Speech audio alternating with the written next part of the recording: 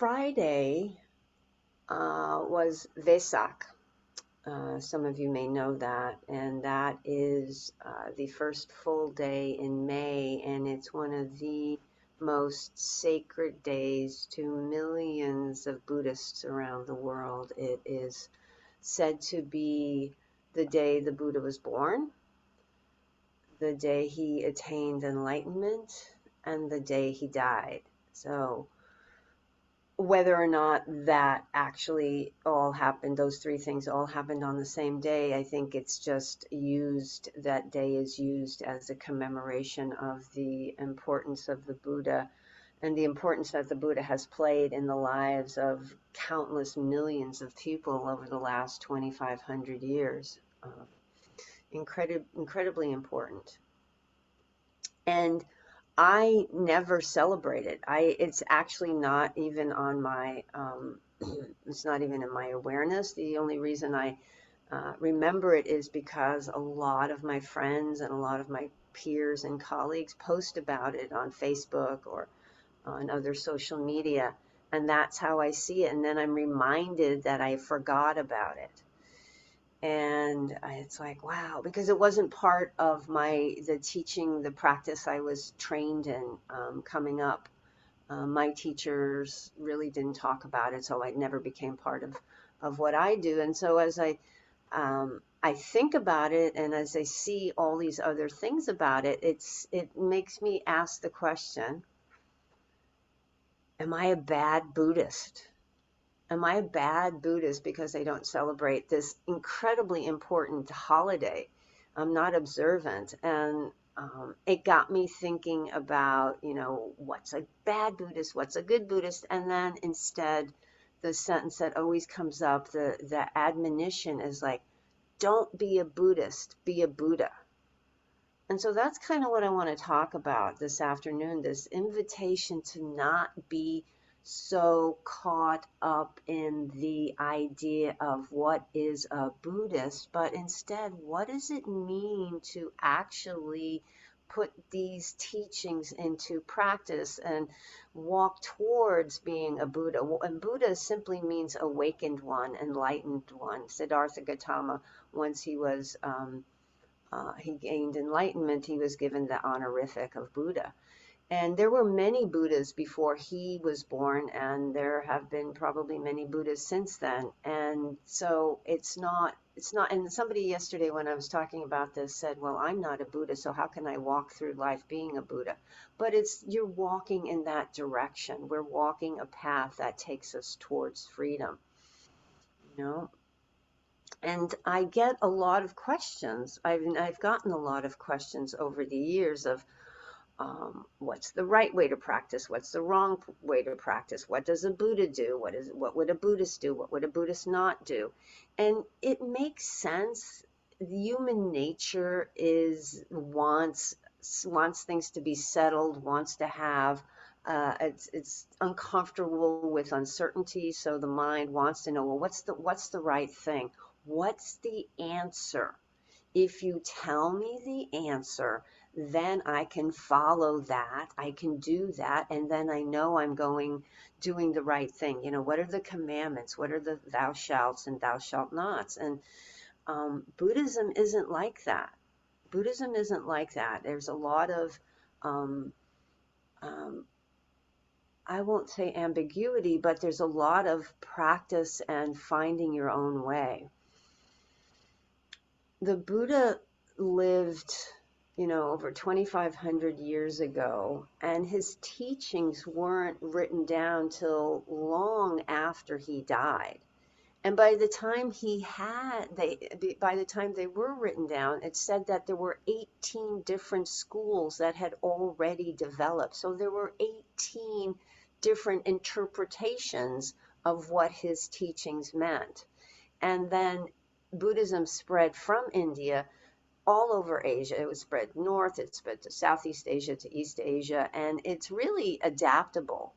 The teachings are really adaptable and they blend well with local traditions that are already there. So you have all these different flavors of Buddhism, and you see it today. If you look around, there's Theravada, which is the lineage of the elders, which is, early Buddhism, which is what I practice, Vipassana, insight tradition, early Buddhism, that kind of hangs out with the Pali Canon, the earliest suttas, the earliest scriptures or discourses of the Buddha.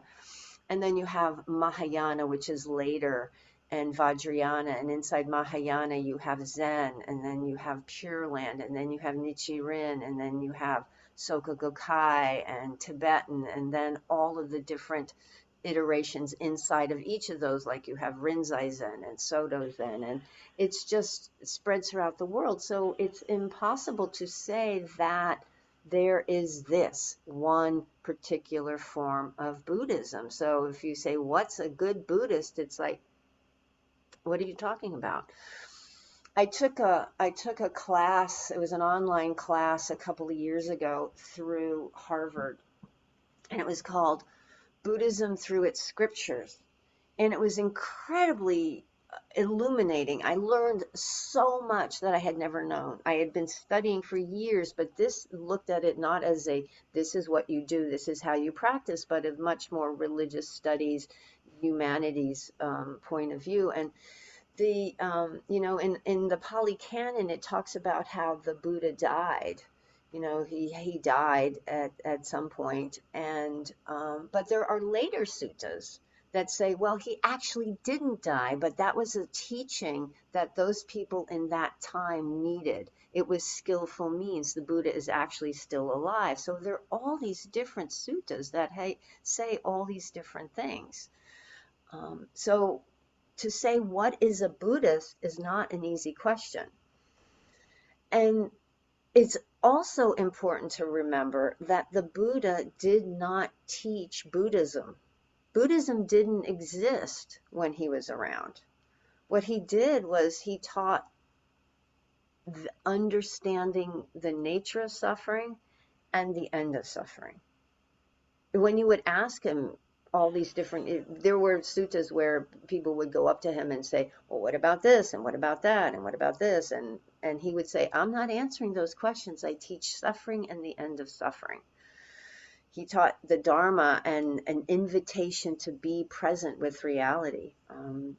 There's one discourse where there is this monk, or this monk called Malunkyaputta, who was trying to figure out those great metaphysical questions, like whether the world is eternal or the world is not eternal, or is it finite or infinite, and there's all that, what happens after death, and blah blah blah. And he was annoyed because the Buddha was refusing to answer his questions. The Buddha's like, I'm not answering those questions. And so one day this monk Malunkyaputta said, all right, either you answer my questions or I'm out of here. And the Buddha said, you know what? The spiritual life does not depend on answers to these questions, which are distractions from the challenge of following the path, of recognizing where we are suffering and moving away from that suffering. In fact, he talked about, it's like if you being hit by an arrow. If you're struck by an arrow, but you won't allow the doctor to treat you until you find out who shot the arrow, what's it made of, what kind of poison was used on this arrow, and so on and so forth. And you're going to die with being distracted by things that are not important, that are not going to lead you towards freedom and liberation. It's like, I was talking to someone a couple of weeks ago who was listening to a talk by Joseph Goldstein, and Joseph Goldstein was talking about your karma and other people's karma, and she wanted to know, how do you differentiate between your karma and other people's karma, and based on what's happening to you that day? And it's like, I don't care. Is what I'm doing taking me towards suffering or away from suffering? It doesn't matter how I got to this point. It's what I do in this moment. How do I turn towards the reality of right here, right now? That's the path to freedom. It's a totally experiential path. The Buddha taught the Four Noble Truths. he gave us this path. He said there's suffering, this are the genesis of our suffering is the craving for wanting things to be what we want them to be all the time.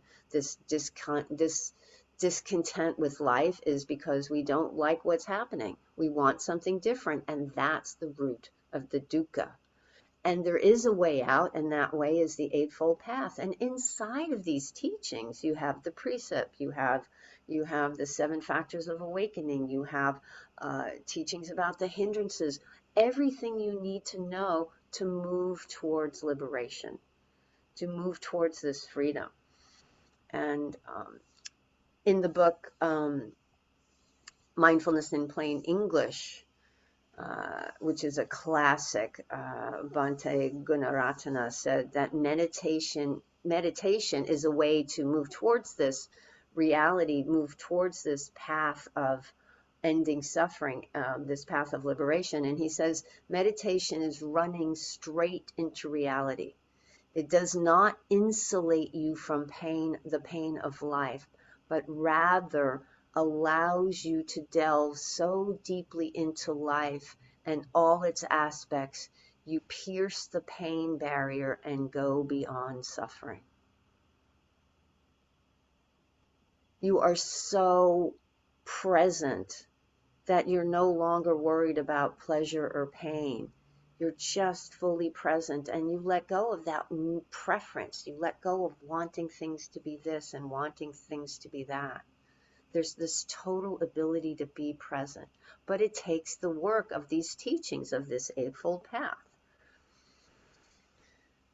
Another important teaching in this regard is the famous Kalama Sutta, where the Buddha went to this one village of the Kalamas, and they came up to him and they said, you know, every week we get another wise man coming to the village and telling us his story and what his beliefs are, and just defaming everybody else and telling us everybody else's teachings are garbage. Okay, what do you got? And the Buddha, that's my interpretation, so that's not a direct quote, but the Buddha said, he said, he said these things, don't believe it just because people say it. What's your experience? He said, don't believe anything just on hearsay, just because you heard it, because you read it on the internet. So-and-so said it. Is it true for you? I like this one. Don't believe in traditions just because they're old and have been handed down for many generations. Even the Buddhist teachings, is this true for you? Is this taking you away from discontent, towards ease, towards freedom? Don't believe anything on account of rumors or because people talk about it a great deal. If people talk about it enough, you're going to believe it. But be discerning. That's what's part of this practice, is this discernment. This seeing clearly what is true, what's not true. Don't believe it just because you're shown the written testimony of some ancient sage. Like the Buddha wasn't an ancient sage at that point, but he is now.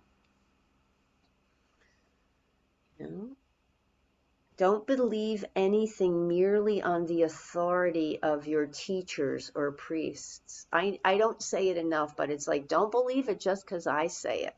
The Buddha said it, don't believe it just because I said it. See for yourself if it takes you away or towards this freedom.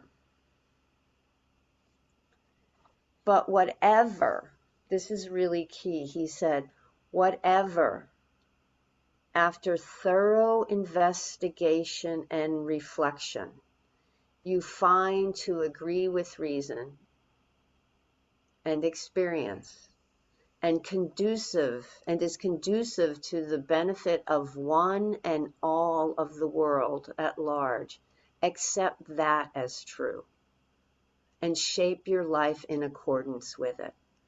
That's how you become a Buddha.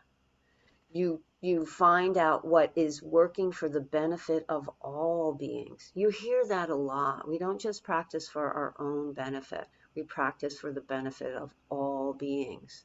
Because what might benefit me may be harmful to someone else. And so it's this really important caveat. You know, I was thinking of that this week. I live in Burbank, and just driving around doing errands, I passed by Walt Disney Studios, I passed by Warner Brothers, I passed by NBC Universal and a couple of other smaller studios, and there are people on the Workers Guild's strike. There are people out there picketing because what's good for the studios and what's good for the heads of the studios is not good for the writers. And so they're saying, hey, wait a minute, this isn't good. So we have to really be willing to say, is this for the good of and benefit of all? Because what drives so much of our world is this greed, is the three poisons.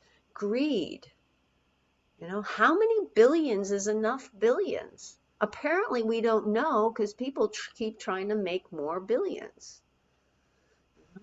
Hatred. We see that today exploding everywhere. People are believing things that they're told. You know, and I went to a thing this morning at a church in Pasadena. They're this very big church, All Saints Church. They're very welcoming and open to everyone, and they were threatened. Because they're open to trans and LGBTQ, and they were threatened. So we had this huge interfaith gathering of support, and there were Muslims and Buddhists and rabbis and all kinds of people, and everyone who spoke talked about love, you know, love. The Buddha talked about that. Hatred never ceases through hatred, but through love for the benefit of all. And they also talked about the people who are doing these things are well, my how I said it in my head is hurt people hurt people. You know, so recognizing that people are impacted by hatred and greed and ignorance. And to how do we work with that? How do we see that? And how do we work for the benefit of all? Really important. The messages and the teachings that support that, that's how we want to shape our lives. And that's what the teachings do talk about. The Eightfold Path, the Sila, the ethical behavior piece of it. Don't kill, don't cause harm. And not just don't, but cultivate compassion, cultivate kindness, cultivate goodwill. Don't just not take, but cultivate generosity. Don't just be, not just, being wise with your speech, being truthful, being kind, being loving, but also saying what needs to be said. So there's this cultivation of what's important and what's beneficial and what helps push us towards ending this suffering. Another friend of mine this morning was talking about taking the Bodhisattva vow, which is putting aside your enlightenment until all beings are enlightened. That's a Mahayana teaching, but it's a beautiful idea. And I was talking to some other friends of mine who are in some Buddhist chaplaincy training and talking about how there are bodhisattvas everywhere.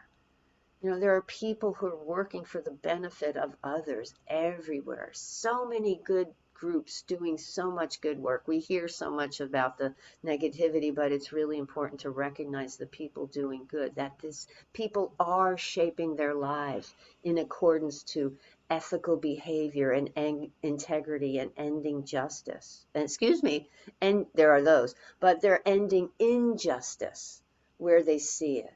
And that's what the Buddha taught in his ethical behavior and his wisdom. See clearly. Things are impermanent. They're going to change. Life is unsatisfactory. Don't put all your eggs in that basket because they're going to break. Really important to stay connected. And I have found as I move through this changing how I see the world, to use the teachings, the Eightfold Path, primarily the Four Noble Truths, the Eightfold Path as a guide. How do I do this? How do I move through? What does the Buddha say about this? Oh, wise with my speech, say what needs to be said. oh, is this benefiting me? Is this benefiting others? Or is this at least not causing harm? And, you know, there, as I was talking about, just as there are, you know, all these different iterations of Buddhism, they talk about how there's 84,000 Dharma doors. People come to this in multiple different ways, but we all get to the same place of this cultivating kindness and compassion, not causing harm, and letting go of what causes suffering. Letting go of that arrow, that second arrow, the third arrow, the fourth arrow that we keep shooting ourselves with, and find our own way with it. The practice is very personal too, because we each have our own stories, we have our own conditioning. I was talking, I think last week in my class that I do, a weekly class, about how we're in these little boxes of storylines about the world and what it's supposed to look like and what's not supposed to happen, and we stay inside these boxes because that's, we've created what we think is a safe space, but it's just kind of not connected to reality, because reality is happening all around, but we have these little walls that keep us from reality, and sometimes it seeps in and we like it, we don't like it, we get angry, we get scared, we fight back, whatever our reactivity takes us to. This practice, these teachings are about dissolving those walls, letting go of that box. Because when we think we're keeping ourselves safe, but we're trapped inside of it. The invitation of this practice is to be fully with reality. That's where the freedom is, because when we're not afraid of this might happen, that might happen, there's a tremendous freedom. Doesn't mean it's always pleasant. There's going to be discomfort. There's going to be unpleasant circumstances. You know, the Buddha's nephew, Buddha's cousin, tried to kill him a number of times because he was jealous and he wanted to take over. So it's not like all of a sudden everybody's going to go, ah. You know, when you step on other people's toes, when you work to end injustice, they fight back. But we stay the course.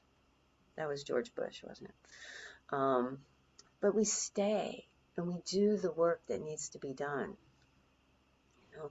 In fact, when the Buddha died on his deathbed, his monks were like, "Oh no, now what? How are we going to find? You know, who's going to teach us? Who's going to do this?" And he's like, "I just spent 45 years giving you these teachings. There's thousands of suttas, discourses."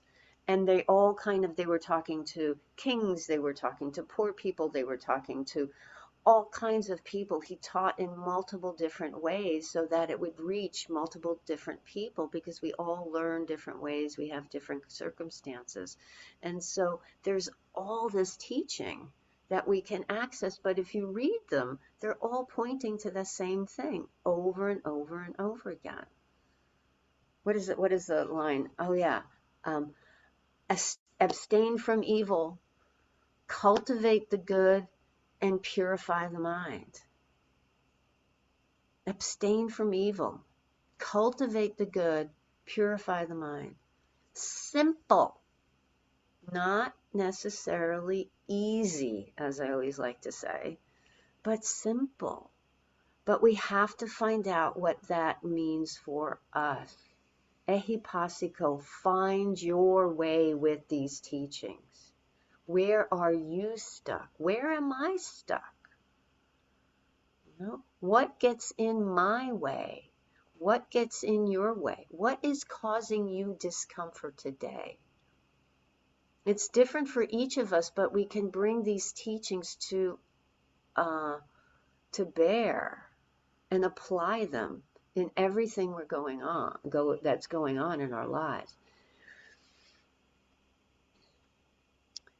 And I think what is frustrating for people is because we are used to being given the answers on a silver platter, or promise of the answer on a silver platter, That is the danger of fundamentalism. If you do this, you will be okay. There's even fundamentalism in Buddhism. And then we see sects of Buddhists, committing genocide on other people, on the Muslims. And so recognizing that if you are holding fast to rites and rituals and teachings that must not be broken, that's a point that you need to investigate. Can you relax? Can you let go? Hold on to nothing. What is the response right here, right now? What is the action in this moment that will take me away from discomfort and towards liberation, away from dukkha and towards freedom? That's the question. We have to find our own way with this. Commitment, effort, letting go, renunciation, and taking refuge in the Buddha, the Dharma, the Sangha. Taking refuge. The Buddha did it. He was a human being. We're human beings. There's the possibility for us to awaken as well. The Buddha wasn't a god. The Buddha wasn't a deity. The Buddha was just a human being with a bad back. Take refuge in the Dharma. Take refuge in the teachings. Take refuge in reality as it is, without preference. Take refuge in the way it is. And take refuge in the Sangha. We're not doing this alone. We're here in community today. There's communities of Buddhists practicing this everywhere. And it's also taking refuge in the Sangha, our spiritual ancestors going all the way back to the Buddha, who have been practicing this. As I said, these millions of people over these thousands of years have been doing this. Taking refuge in that trust and faith that worked for them, I trust it's going to work for me. And see for yourself. If you've been practicing for any time, and I think most of you here have, you've probably seen some difference in your life. There's been something in your life that you perhaps don't see the same way. Perhaps there's been a change in perception.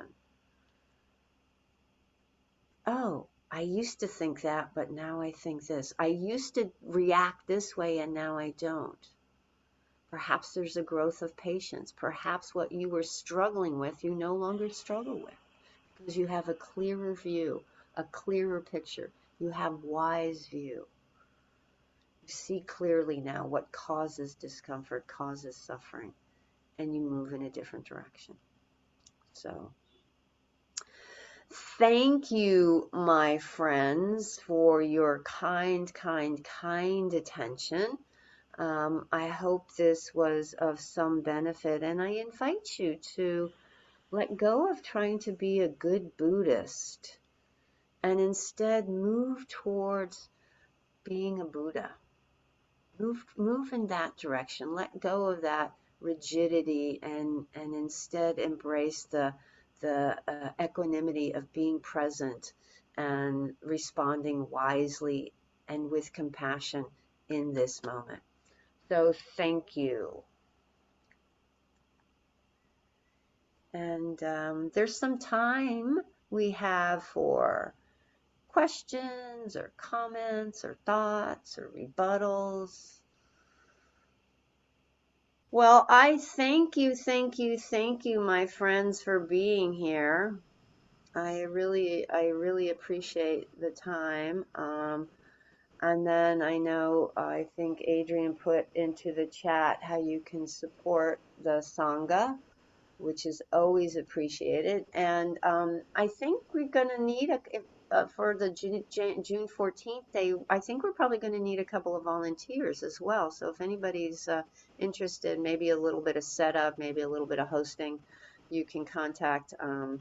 You can write to the email on the website, or reach out to Adrian or me or Jason or someone on the board, and we'll make sure you get to the right person. But that would be helpful. So if you or anyone you know wants to be of offer dana, because volunteering is another way to offer dana. It's an act of generosity.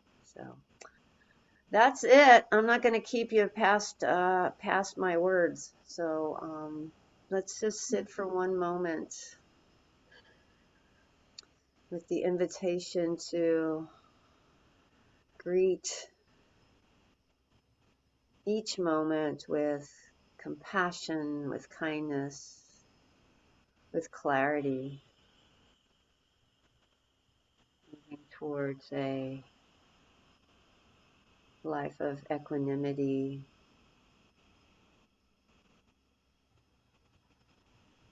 a life of being with what's right here. And then recognizing that we practice not only for our benefit, but for the benefit of all beings. May all beings be happy. May all beings be free.